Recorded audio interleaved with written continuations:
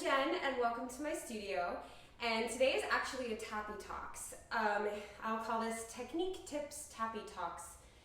It's a lot of T's. I was in a conversation last night with one of my good friends about tap, and we were talking about weight distribution and how to work through difficult shifts in weight. Because my teacher always said 90% of the problems that you have with a tap step are because of where your weight is. A lot of times it's because your weight is in the wrong place. Like I am currently standing on my right foot.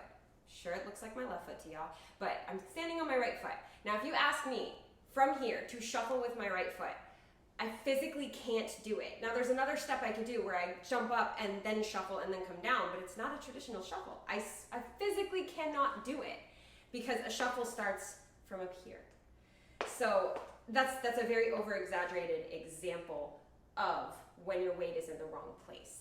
So in my classes through the years, your teachers always say, make sure your weight's on the correct foot. Make sure you put your weights on the correct foot. Over the years, I realized that's not where your weight goes. And there's nothing wrong with saying that because that's really what you're thinking about as a tap dancer. You're thinking about tap dancing in terms of your feet. But if you do that, there's a really good chance that your weight could be a little unsteady. Because when you say it's in your feet, you know how far your feet can get from your center of gravity? I am so desperately trying not to go into a split by accident right now because these are really slippery. But look how far I can get from my center of gravity. Imagine if I go from here to here. That's like a crazy weight change. So for my classes, I'm constantly telling my students, don't think about your weight being in your feet. You gotta think about your weight being in your hips. And you'll hear it throughout my tutorials too, where I'm constantly like, okay, make sure that your weight is in your right hip, or your weight goes in your left hip here. Because you want to think about, that puts your weight on the correct foot, but it keeps your weight centered where your gravity center is. It keeps you over the foot with your whole body. It keeps you ready to move at a moment's notice, and you not just put your weight on your foot here. Think about it. Put your weight on your right foot. So you put your foot there and then you put all of your weight there. What if you think about it in terms of your hips or your butt? You say, put your weight in your right hip. Okay, cool. I brought my hip with me. That's the difference. When I say to my students, okay, so when you stamp, you put all of your weight in your right hip. That means that I brought my hip with me, which is exactly how you're gonna get steady weight distribution, steady weight changes. You have to bring your body with you. So don't think about weight change as left foot, right foot. It does go left foot, right foot, but think about it more in terms of your hips. Now the same thing happens. My friend said, now when moving backwards, does the same thing happen with your keister? And I was like, I have not heard somebody refer to a butt as a keister in a long, long time, but I think it's the cutest thing, and I love him so much. But yeah, the same thing kind of applies with drawbacks. You gotta think about your weight not being like in your foot as you go. Really, your weight's in your butt. You have to lean forward so that you're not leaning back. If you don't think about distributing your weight between your knees and your butt, you're going to end up drawing back and drawbacking. I actually don't know what the verb drawbacking? Anyway, I don't know what the word is, but if you know whether it's drawing back or drawbacking, please let me know in the comments, because now I really need to know. But let's say you have step syndrome. You're going to lose your center of gravity because you stood straight up and you didn't account for the fact that you needed to distribute evenly as you move backwards. Now this is a moving thing. We'll get back to weight being in your hips and your butt in a second. Weight being between your knees, your butt, and your shoulders for drawbacks. I am so steady, I can balance here and do them nice and slow.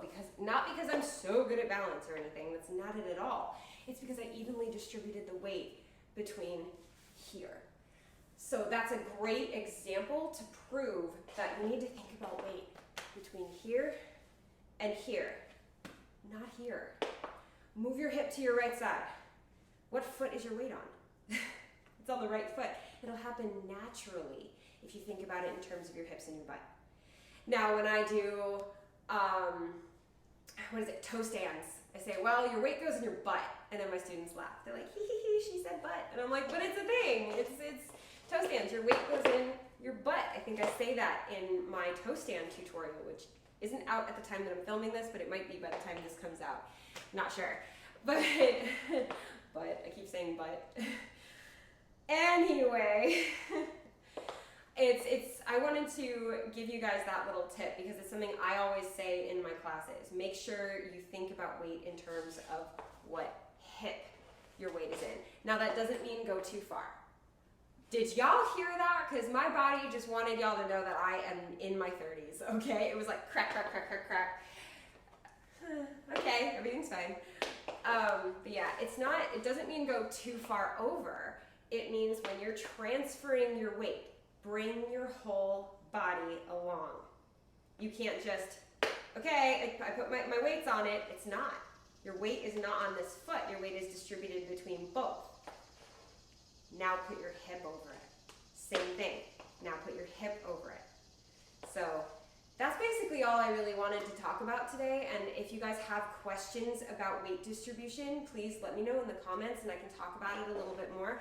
It goes front and back. Like you have to put your weight in your butt when you step backwards. Bring your body with you. When you step forwards, you have to put your weight, I would say, in your quad. Put your weight in your right quad.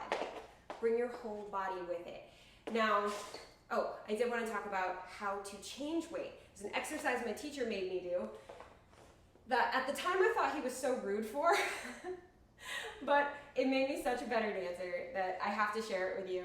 And yeah, he would have us in class standing on our toe tap. So he would start us in pop position where we're up on our toes, we're bent knees, pop position, ready to tap, right? This is where we're ready to tap. Weight is evenly distributed between your legs. Now you shift your weight to one side, and how did I do that? I brought my hip over. Pick up your foot, and you balance here for an uncomfortable amount of time. You find your center. Then he said switch.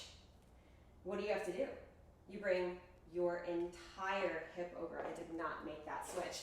I'm like talking and concentrating too much, but you bring your entire hip over and then you transfer the weight.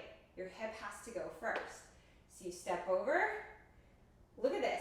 My whole body had to go over to this side before I can lift that foot and be steady. That is an incredible exercise if you're having trouble with balance and weight distribution and weight changes. That slowly allows you to see, oh wow, I brought my whole body over. So important.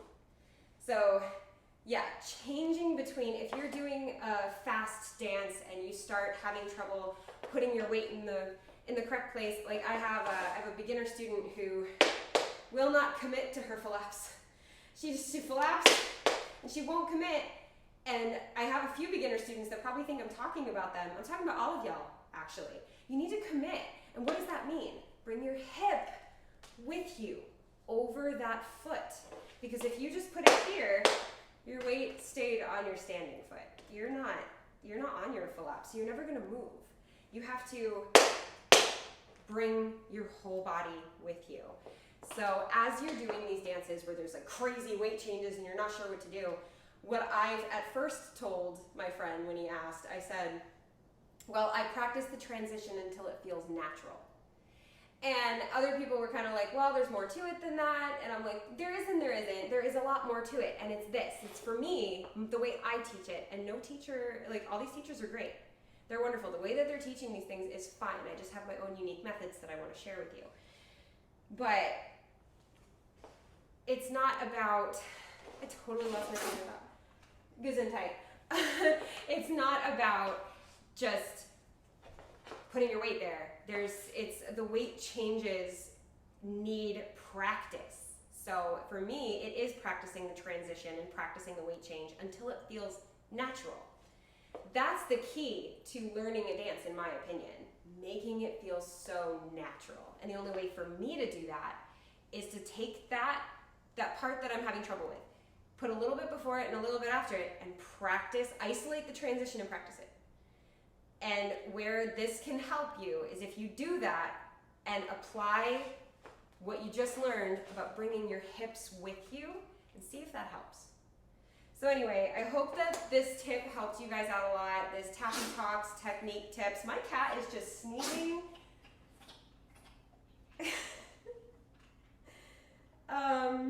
Thanks, girl. See, now you guys are really excited that you came to this video because you got to see that. She's so funny. For anyone that doesn't know, she has deviated septum. So she does this. This is just normal. She's fine. There's just snot all over my house. And I'm gonna have to go clean the windows. So, wow, girl. Thank you guys so much for joining me for this Tappy Talks edition. And yeah, thank you for dancing with me.